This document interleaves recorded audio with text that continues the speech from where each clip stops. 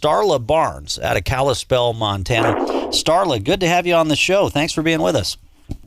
Thanks for having me, Aaron. Yeah, I was to hear from you. I was trying to think when I first got to meet you and your husband and your lovely family there in Kalispell. I think I first saw you guys at Sykes Diner a few years ago. That is correct. We met at Sykes Diner, and we spoke about me being the first woman in America to compete from Mrs. America from a wheelchair. That's and right. Moving forward, adaptive sports. Yeah, that's right. That's right. And you've had just a remarkable journey even since then. You kind of bounced back. You were able to walk again, but now you're going to be the first twice paralyzed individual to climb Mount Kilimanjaro. I want to talk about the Kilimanjaro trip in just a second here, but I guess just talk about what you and your family have been up to over just the past few years. So Shannon, Alicia, and Haley and I, we've been traveling around the country public speaking. Last year we spoke on a CEO cruise in the Bahamas.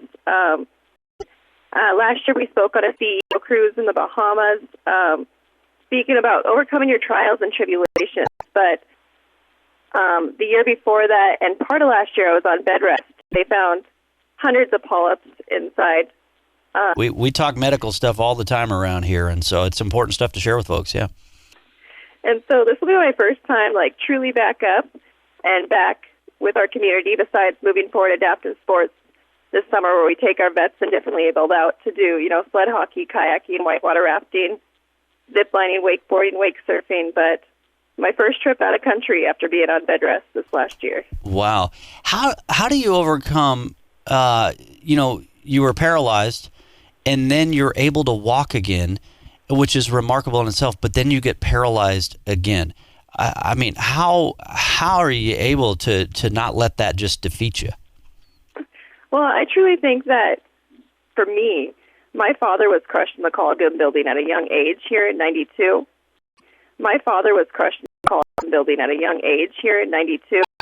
And I watched him overcome every single trial and tribulation in my life. And with every trial, he faced it with courage and strength.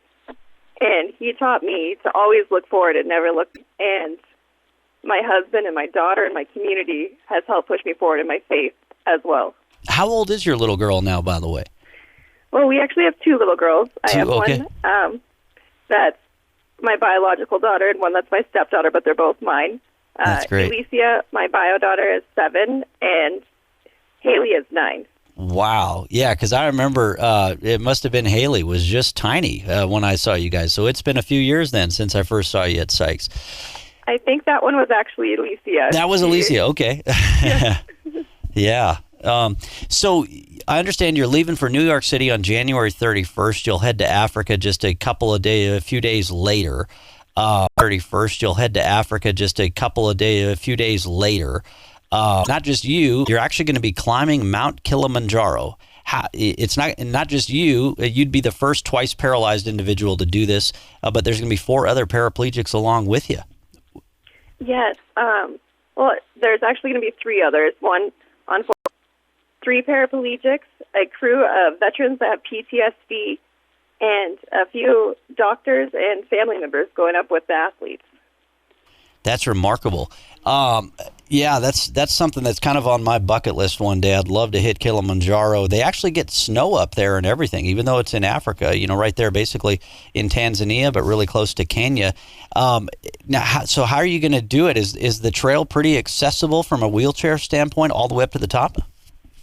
So Israel, we're partnering with a team from Israel called Paratrek, and the Phaser Foundation found them this last year. They're these new adaptive wheelchairs that can help get people up through tight spaces, up rocks, everything. So if we get stuck, we also have a team that can help push or pull from the front. So if we get stuck, we also have a team that can help or pushing and back. So we'll be able to get up that mountain with help. Or are you still doing an event? That's incredible. That's awesome. And is it today? Or are you still doing an event at Cold Stone Creamery? The Buckaloo family has been great helping us with moving forward adaptive sports over the last few years, and Gifts of Love, where we serve the 500 families in the Flathead, and they wanted to help step up and do a fundraiser to help do the sponsorship to Kilimanjaro. So from 4 to 8:30 today, down at Cold Stone, they'll be donating 15% of all proceeds to the Kilimanjaro trip, or if somebody wants to directly donate to the Phaser Foundation or the trip themselves. That's great. How much more money do you need? How much more support do you need from folks to make this trip a full success, or to use this trip to raise money for some of the other great causes that you're a part of? So what I have left of my portion for sponsorships is $5,600 for this trip. Portion for sponsorships is $5,600 for this trip. In the future, anything that we raise beyond that for Phaser will help us. Great. So if somebody wants to go down to Cold Stone and Kalispell today, they could not only get some good ice cream, they could, and then the proceeds of that, but hey, if they can cut an even bigger check, they're welcome to cut a bigger check for you there today. Is there a website that people that aren't in Kalispell where they can go and contribute and help you along the path as well? If they go to our Facebook page on facebook.com/neverstoprocking, just because you roll, that's our Moving Forward Adaptive Sports page, and there's a link on there for the Kilimanjaro trip and the Phaser Foundation, or on our personal page, Starla Hilliard Barnes or Shannon and Starla Barnes. There's several links.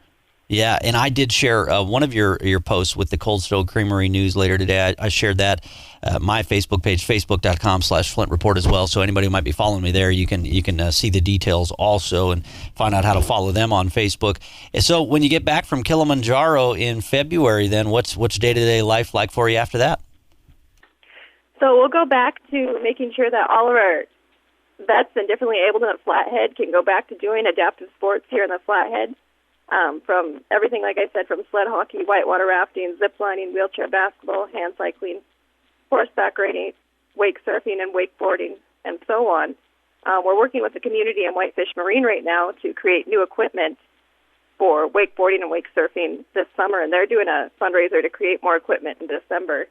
So we're working really hard with our community to make sure that all sports stay free in the Flathead for our vets and differently abled athletes. Well, that's great. Well, Starla Barnes, thanks for being such an inspiration, and hope folks get out and support you and help make this trip a success. And good luck, and keep us posted.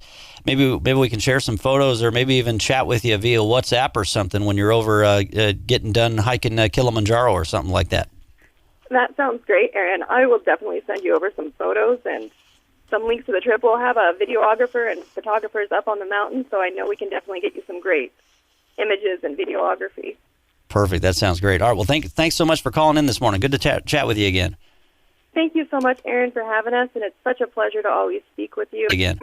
Thank you for all you do for our community.